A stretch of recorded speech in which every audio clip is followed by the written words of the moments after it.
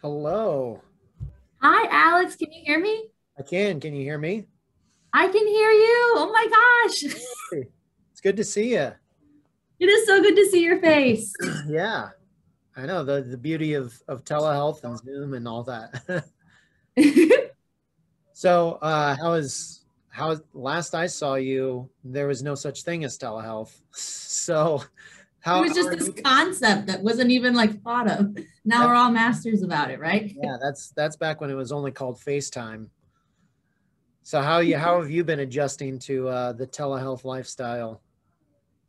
Telehealth has been definitely an up and down sort of thing. I feel like we all went to school for music therapy and we got all these tools and we got all these experiences. We go through the internship and then you're brought out into the world thinking you're ready. And then telehealth came and it was like, oh, I have no idea. And there's also no roadmap. So, in a way, it was like very daunting. But also, as a new clinician, it was like, oh, so everyone's where I am. I feel like so much better because everyone's kind of starting at the same place. Um, Is the but even I playing mean, field? oh, what was that? Is the even playing field? Yes, exactly. Everyone was kind of on the even playing field, so to speak.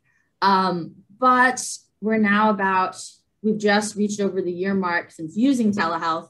Yeah. And currently at my center, we're offering in person and telehealth.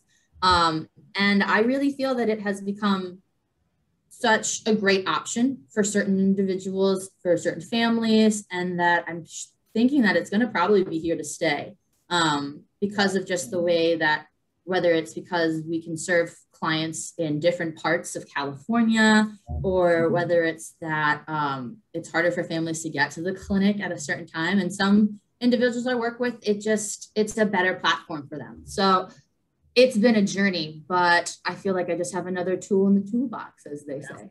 Yeah. That's cool that it definitely I can definitely relate to it being daunting at first. It's like how are you going to make this work? But it's cool to hear that it's turned into another tool for you to use. So that's awesome. I mean, don't get me wrong, trying to figure out how to play a guitar over the screen and cue something rhythmically when you're also hearing, I'm sorry, you're lagging, is quite a challenge. It makes you just want to go, huh. Takes the wind out of the sails, huh? Exactly. Well, thank you for doing this and taking the time to talk to me today. Thank you for inviting me. Yeah, absolutely. You mentioned that we're at the center that you're working at. So, if you wouldn't mind telling us a little bit about yourself, like your name, where you work, and all of that. Totally. So my name is Katie Seeger. I have an MTBC, so I'm a board certified music therapist, and I'm currently working in San Francisco at a center called Cortica. And so Cortica is this all-encompassing clinic that is located all around California. And so our base here in the Bay, our whole entire idea and philosophy is around working with individuals who have all different ranges around the neurodevelopmental sort of landscape. And so, whether that's autism, whether that's genetics, whether that's ADHD, really anything kind of in that broad sort of span. And working from kiddos anywhere from, I have a 2-year-old, and then I also have like a 21-year-old. Yeah, yeah, it's a lot, not just population wise, but age wise. It's such a huge gap.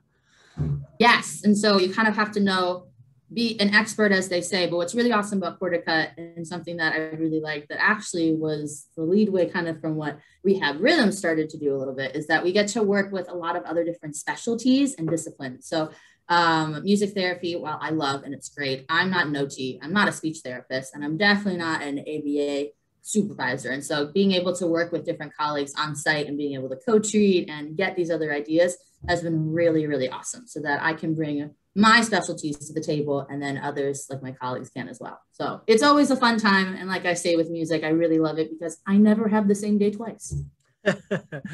Keeps it exciting.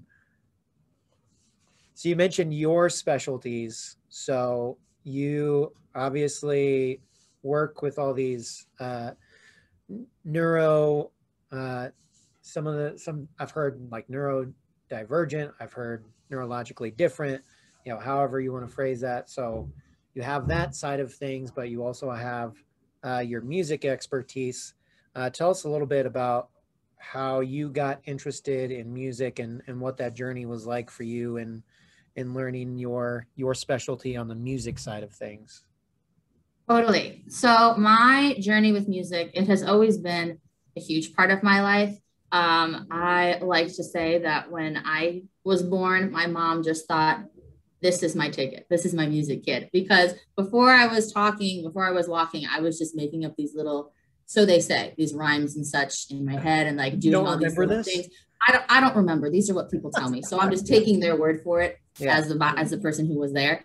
And so I got started off by playing piano at this woman's house in my neighborhood through, it's a music program called Suzuki. It was really big in where I grew up, and I believe it's all over the country. And so I started off on piano and I really loved it. And it really, really clicked with me, and learning by ear and being able to play the different notes. And so I did that for a very long time. And the other reason why we chose this music teacher was because my brother got to do it, because she specialized in working with all different kiddos. And my brother, who was autistic, got to benefit from it too. Nice. So you uh, was it? Remind me, was it just you and your brother, or do you guys have another sibling? Yeah, so there's three of us. So there's me at the young end, and then there's Johnny, who's 3 years older than me, and Joey, who's 6 years older than me. So they just kind of every 3 years or so, we just whacked out another one. That was the plan, the 3 year cycle. I don't know if that was their original intent, but it just kind of worked out that way. Fair enough. And then was it your oldest brother that was on the spectrum, or your? Yeah. So no. So Joey is considered neurotypical, and then Johnny has autism, and so he's the middle kid. So my autistic brothers, Johnny, we are super close. Not that I'm not close to Joey too, but he'd say the same thing. Johnny's our favorite sibling. I mean, he's the best one of us out of the bunch. I mean, hands down, he's the best person in our family. It's funny how that works, because my sister had cerebral palsy, and I say the same thing, that she was the better sibling. So it's interesting that that we use that same language. I always feel it's because specifically with my family with Johnny, anything that is said, done, that he interacts with, it's always with a positive intent. It's always through an idea or act of kindness, even if that's not exactly how it goes out. Like the honest reaction of, you look tired today, I think you should go take a nap. He's meaning that as in, you should take a nap. But in my head, it's, oh, I just look really tired today. That's wonderful. So you guys got to learn piano primarily through this Suzuki method. How did you go from that to pursuing a career in music therapy? Yeah, so I also kind of have Johnny to thank for that too. Thinking back on my life, Johnny's had such a huge impact on my life in more ways than one. And one of that being also my career. So Johnny was getting different services when he was younger. My mom was, and my parents were trying to find the best solutions for him, what was going to help him, what can support him. And me being 3 years younger, I was always just the tag along. I got to go on to a lot of different things, got to go to a lot of different programs. And one of the things that my mom was really interested in was music therapy. Now, this was back in like the mid to like early 90s. And so there was a private practice. And so music therapy was there. So I got to do it with my brother, kind of as like what they would say now, like a peer model. And I had so much fun with it. And my mom was like, you just really interacted with it. And so it was always kind of in the back of my mind as an option. Now, I went all throughout my grade school years and high school thinking about other ways I could use music. I did band, there was orchestra, choir, musicals, any opportunity for me to open my mouth and sing, any opportunity for me to grab an instrument, that was my thing. I was so engaged with it. And then looking at career-wise in colleges, you're thinking about in high school, okay, now what am I going to do? And what am I passionate about? Now, I knew I was passionate about music, but I'd always known that I was really passionate about working with others and healthcare and science, and how can I combine all those things? And then I was sitting at the kitchen table, and my mom goes, well, what about music therapy? And I was like, this light bulb kind of like, yeah, that light bulb moment that's like, oh yeah, that's such a great idea. And so looking at different schools, looking at different programs, we're like 5, 6 years later, and I'm just so grateful that I found this path and that this is what I get to do for a living every day. Yeah. Yeah, it's amazing. Where did you end up going to school to study music therapy? So I ended up going to Belmont University in Nashville, Tennessee. I knew that I wanted to do music therapy and pursue that, but I also knew that I wanted to have kind of that quote unquote college experience where it wasn't a conservatory. Now there's great schools with conservatory programs and there's great schools just all throughout the country, but this one just really clicked for me and I loved it. It brought me to where I am. And then it brought me to my amazing internship at Rehab Rhythms, which I'm so grateful for. We'll just plug that in right there. Great internship opportunity, guys. Seriously. Love the plug. Love the plug. How far away was Belmont from where you grew up? So thinking about like drive wise, which is usually how I was traveling, it's about an 8-hour drive. Flying, you can get there within an hour, but I was usually me and my red Ford Escape packing it up, driving down to Nashville, and then I'd drive up for the holidays and drive right back down. And how was that with just your experience where you grew up around your family and then, you know, Johnny is such this huge influence in your life. How did that sudden kind of separation from that impact your daily life, really? So funny story about that is, so Johnny is my best friend, and he'll tell me that I'm his best friend, but I'm his favorite sister because I'm his only sister. Very honest, very truthful. Yeah. And so when I would go away to school, or like anytime I come home from a holiday, or like I go back to school and my family would go, Johnny, you're going to miss Katie. And he would go, well, I'm not going to miss her because I'll see her again. And so I obviously always miss Johnny. And so we'd be like, no, you're going to miss her. You're going to miss her. And he goes, well, she comes back. And so I know where she is. Yeah. And so I think it might have honestly been a little bit harder for me because I was always so used to having him. I mean, us being 3 years apart, like we went through high school together. Anytime that I was going through the halls and I'd see Johnny, he'd come and see me. Any person that I was friends with or somewhat interested in, Johnny would find them in the hallway and let them know my whole life story. So it was almost kind of like I didn't have that net of someone who had already been there, someone who like everyone already knew. And I wasn't known as Johnny's sister anymore. I was known as Katie, the music therapy student, Katie, the college student. And it was definitely a transition. But I got to text him a lot. We did a lot of phone calls. I would even get the text that would be like, you're having this conversation go too long. I'm ready to be done. But that's the thing I love about my brother. Johnny is so honest.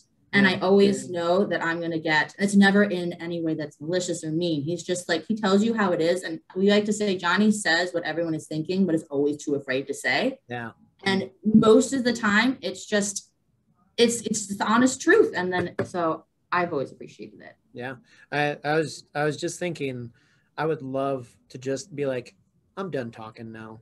Like, let's just, especially on Zoom. Like, I'm really done being on this computer call. Can we just close this out? So many of my clients will be done. They'll just look at me and they'll be like, I'm really done. And I'm like, well, we have 10 more minutes. And they'll be like, no, I'm really done. I'm like, and I validate that. I know this is hard. Yeah. Absolutely. So you're at Belmont. You got your training with piano first. What were some of the things that you had to pick up musically on your way to becoming a music therapist that you may not have been ready for or was a challenge for you? Totally. So I actually went into school as a voice principal. I had done piano for a good couple of years, but as I feel a lot of people can relate, I hit that like 7-year-old to 10-year-old mark where I was like, I don't want to do this instrument anymore. I want to do something else. And then like college me was like calling my mother saying, why did you let me quit? And she was like, it wasn't worth it. She'll tell you, it just wasn't worth the fighting. It wasn't worth it. So I had those piano skills with me, but I was pretty rusty at it. So having to kind of like regain those kind of skills, reform my relationship with piano. And I kind of feel that maybe some other musicians can relate to this. I think taking that break from an instrument and falling in love with it as like an adult, or falling in love with it without like the stipulations of like having to practice. Like you want to practice, you want to get better at it. There's a different sort of emotion tied to that, I feel. Maybe it's just me being corny, but I felt like it was easier to like practice and want to get better at this instrument because I was driving it. And then I had to completely learn how to play the guitar. I had never touched a guitar in my life. And then sophomore year, we had to get the guitar. I walk into our Guitar One class with the sticker still on the guitar, strings on it. And I was like, I knew nothing. I didn't know any of the strings. I didn't know any of the chords. And it's a daunting thing to have to be in a situation where you are like a music major and people going, how do you not know how to play this instrument? And I'm like, there's millions of instruments out there. Yeah. You can't be an expert at all of them. Right. Yeah. And I find myself constantly in a position where I'm trying to randomly play. Like sometimes a client will just bring you an instrument that looks like it's duct taped together somehow. And it's like, I've never heard of this thing, but let's figure out how we can do something with it. And I find myself in that position all the time. And it's not just with that, but sometimes clients will bring in like songs that they like, and songs that I've never heard of. And like, there are just millions and millions and millions of songs. And it's impossible for us to know them all. So I know. I feel like over the time as I've like worked, I have given myself so much more grace because we're thinking about, at least for me, I would start off, and if I didn't know a song of a client's, I would get really nervous, like, oh, this is such an important song to them and I don't know it, and I'd start to freak out a little bit. But you just have to have that honest conversation of, oh, I'm not familiar with this. Is there a recording? Can we listen to it? Or can I take this home and work on it and then bring it to you? Because I'd rather do the song justice or listen to a recording that is connected to you rather than completely botch the song for you and kind of ruin that relationship that we're trying to build. Yeah, no, I think that's a great point. I think there's such almost like a pressure to be like just immediately on. But you mean a human jukebox? Is that not you, Alex? Exactly. As much as I'd love to be. And if people could pay me, I'll try to be a jukebox for sure. A quarter in. Yeah, I'll take a quarter. That's fine. But there is you're right. There's a value in just, there's nothing wrong with taking a moment to look at something that this other person cares about. And I think they see that, like, even if you take a recording in that moment just to listen to it, just to get a gauge, like I think that's something that a lot of people appreciate, even if we can't necessarily play it in the moment for them and with them, really, because that's what it's about, is playing with, not for, because we're not jukeboxes. But I found that over telehealth too, like having more of those moments, because technology has done so many things to open, but it can also kind of be a little bit of a hindrance, at least with rhythm and like how things can be distorted through the screen. So really utilizing recorded music and making recorded music with my clients. Like, this is a song that you really connect to. What if we changed it and you added your own elements to it? And I found that to be really empowering for a lot of my kiddos too. Yeah, absolutely. So you've got this expertise in music, and then the other side, with where you're working at Cortica, you're working with you're working with autism. I'm sure you're working with other diagnoses like cerebral palsy or Down syndrome, things like that. How were you prepared to work with those populations totally forward? So it's a mix of different things. I feel with any job, you take your education experience and you take life experience, and all of that fills into what you do within your job experience. And so obviously all of my schooling through Belmont, through my internship, that all played a really big role with having those opportunities to work with different populations, taking those experiences with my clients. But another big part of it was because I had this upbringing my whole entire life of going through my childhood and going through and seeing how my brother interacted throughout the world. No, I'm not saying that every autistic person is the same, because that's not true. Every autistic individual is unique in their own way. But it gave me a light to see how Johnny interacted through the world, how Johnny got to see things through the world. And it gave me sort of guidance as to how I, as a clinician, how can I help or provide support for an individual who is on the spectrum, for an individual who has a different neurodevelopmental brain than myself. How can I support them so that the world can be opened up and that we can find new solutions to support them? Yeah, absolutely.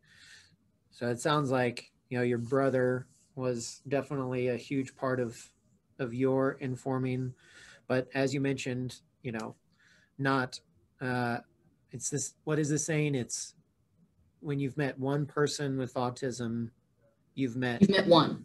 You've met one person with what, just one person. Yeah, yeah. So obviously that dynamic is different between being a sibling and then being a clinician. How has it been trying to separate that type of relationship with the clients that you've been working with there at Cortica? Yeah. Well, obviously you always want to set like therapeutic boundaries. You want to be able to have that space for yourself as a clinician, to be able to build rapport and have that relationship, but being able to also like take off your work hat, as they say, and like put it in, leave it at work and be able to go home. And so a lot of times with my kids, I always have kind of that thought, like you said, like, this is so-and-so. I worked with X and X 45 minutes ago, and it's a completely different kiddo. Now, they may have similar needs, we may be working on similar goals, but it's not the same kid. And so being able to kind of separate that has been really, really helpful for me. And also knowing that my brother is my brother. And so sometimes it's even harder, like when I'm at home, I have to be like, I'm not a clinician, I'm a sister. So like, I don't have to be wearing this hat, because he'll be like, Kitty, stop therapizing me. And I go, I'm sorry. On to you, huh? That's funny. Well, it is Autism Acceptance Month, and we probably got time for one more question for you. So you have this expertise in music therapy, and then you have this expertise in working with these different populations. So with it being Autism Acceptance Month, how do you see music primarily impacting individuals with autism? Ooh, big questions, Alex. I think it depends on how you're looking at it. 30 seconds. 30 seconds. This is my closing interview. Yeah. But I really want, thinking about my therapist hat, but really thinking about it as autism acceptance. And I really think that music is going to be a great spot for individuals to feel empowered to make music or be able to make their own creative spaces. Autistic people are smart, creative, diverse, and they have their own voices. And I think for a lot of that, being able to use like different apps, like I know a lot of kids using TikTok and being able to use like Instagram and stuff. Like my kiddos are creating these different things, and they're using their voices to speak out about themselves and what they're interested in, what they're passionate about, and the music that they like. And so as a clinician, I'm here to support. I'm here to help in the needs in the ways that I can, but also to give I don't want to say outlets, but like if I give the example of if there's a kiddo that I'm working with and they're wanting to write a song about how they're feeling right now in the world, or if they're wanting to make their own social story, I go, okay, let's do it. How can I help you? Wanting to give them the opportunity to have the voice with music, not make the music for them. I want them to always feel like it's their choice. Yeah. Yeah, that's beautiful. I feel like so often um, we see professionals kind of get stuck in this bubble of, we're going to work on your speech. We're going to work on your ability to walk. We're going to work on your social skills. And I love that idea that we get to, as you said, empower these individuals. And that's at the end of the day, like, yes, we do work on those other things, and that's beautiful and that's great. But just giving all these individuals a space where they feel heard, where they feel appreciated, that's a powerful thing. And I'm stoked that you get to be a part of that and give that. Me too. I'm stoked you're a part of it too, Alex. Someone told me once during my internship that music therapy is the best because we get to be the fun uncles of therapy. Yes. If there's one thing that I've taught you, I'm proud that that's the thing that's stuck. Many others, but that's just the best kind of one-liner. Yes, yes, yes. All right, Katie. Well, thank you so much again for doing this. It was great to see you, great to talk to you. And we can't wait to hear more about what you're doing there at Cortica. So you have a great week, and hopefully we'll be in touch soon. Thanks, Alex. This is such a great opportunity. Thank you so much. And we will definitely be talking soon. Thank you. Can't wait. All right. Thanks, Katie. Bye. Bye.